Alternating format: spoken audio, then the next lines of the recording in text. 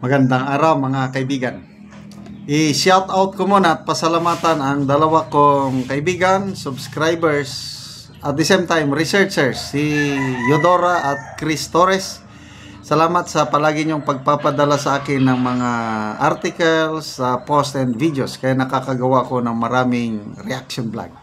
O ito, pinadalan nila ko si Mike Abe.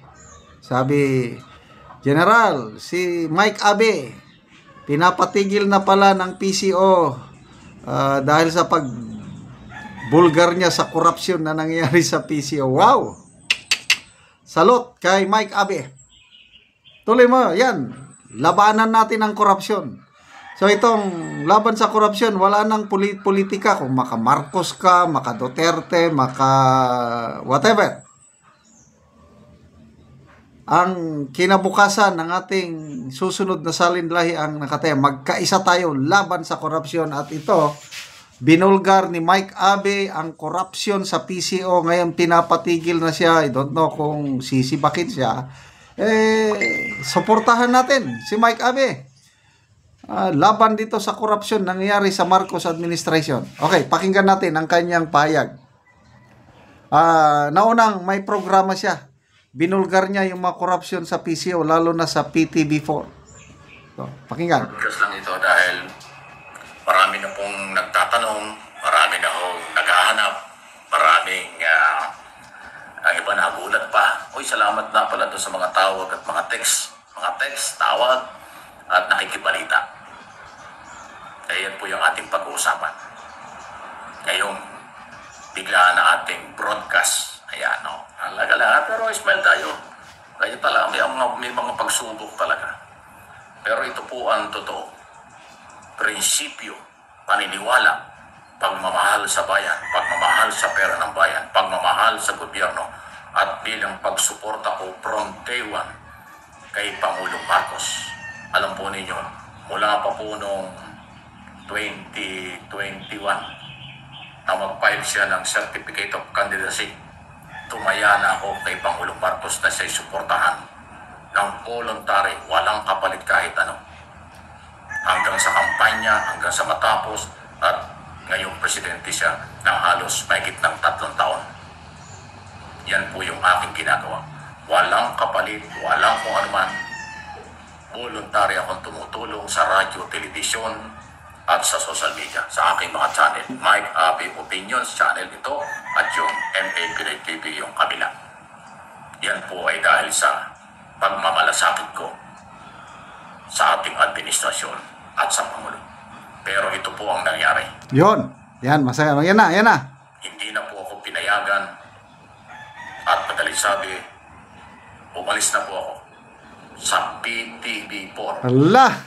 People's Television, Office of the President, at IBC 13 kasama na ang Radyo Pilipinas under ng Presidential Communication Office.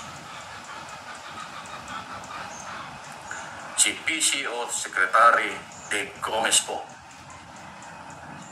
ang ayaw na or nagpatigil, ang tamang nagpatigil, ayaw niya sa Mike Abe Live.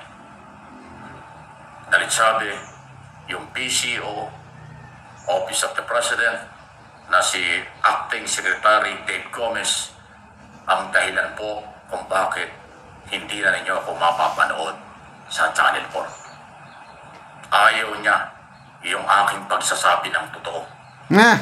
Ayaw niya yung aking format kung paano ko ini-expose ang mga problema ng ating bansa. Yan po ang totoo. Yes! Okay? Alam po ninyo kung bakit ko sinasabi ito. Kahapon, ito sa aking programa, Mike Abe Live, alas 9 yan hanggang alas 10 araw-araw. 3 taon na. Anniversary po ngayon, 3 years anniversary ngayong araw na ito. Ang Mike Abe Live sa telebisyon. Kahapon po, in-expose ko yung mga katiwalian. Kasi tumusuporta ako kay Pangulong Marcos tulad ng sinabi ko. Si Pangulong Marcos mismo, BBM, in-expose niya ang katiwalian sa gobyerno, especially sa Department of Public Works and Highway, most project, substandard at mga katiwalian. Anti-corruption si Pangulong Marcos. So akin po sinusundan yan, voluntary. Correct, correct. So ang Pangulo nagsalita na, unang-unang Pangulo ng ating bansa na umami na mayroong korupsyon, napakaganda po nun kasi may pagmamahal siya sa bayan. So ako voluntaryong sumusunod dyan dahil yan ang kailangang solusyon. Sabihin natin ang totoo. Ginawa ko po sa PTV at sa Mike Abby Live sa telebisyon na pati sa PCO at Channel 4, PTV po, mayroon ding korupsyon. Kasi talagang kawawa yung istasyon na yan. Tiniis ko lang, nagtiis lang tayo ng ilang panahon, akala ko maayos nila.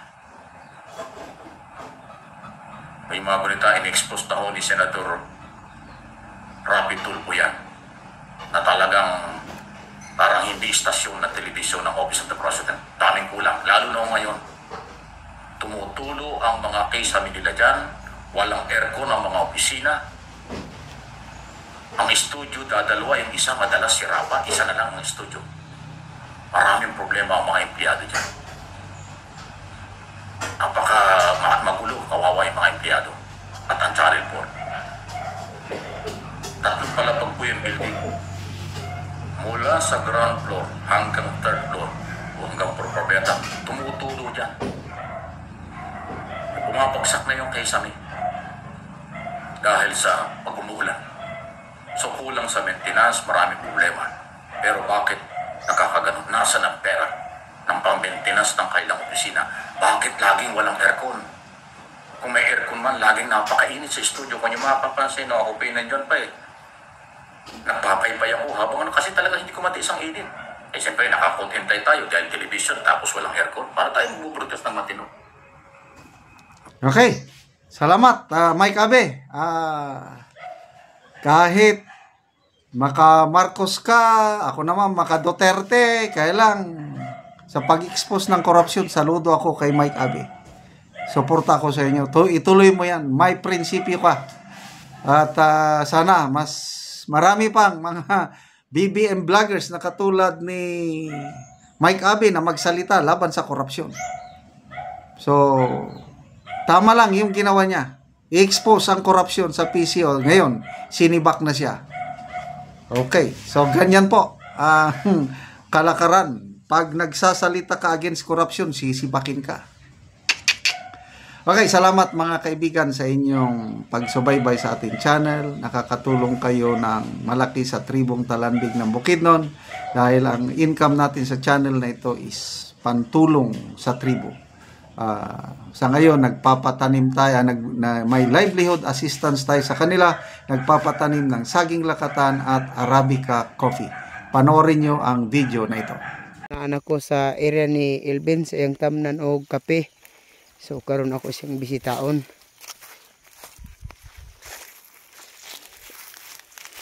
So mananigiyalogon sa iyang bangag, kalawmon.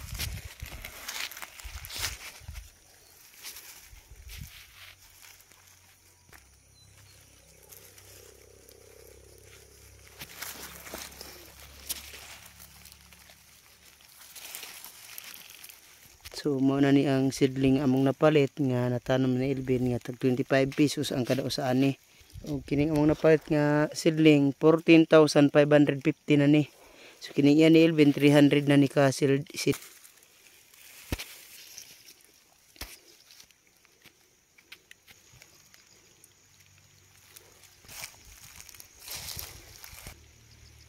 Ginoo sa Ginoo ang nagsuporta sa kape nga para makatanumi inautunta nga pagarbis namo makawas na miskalisod.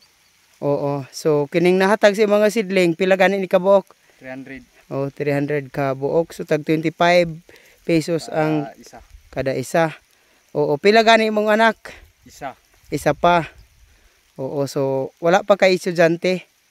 Ga-eskwela na pero dikir pa man. Oh, kay eskwela na. Oo. Motive ko pag tanumaan ng kape para pag dako sa akong anak kung unsay ang kwaon nga kurso na ako ikasuporta sa iya. Oo, so salamat kayo.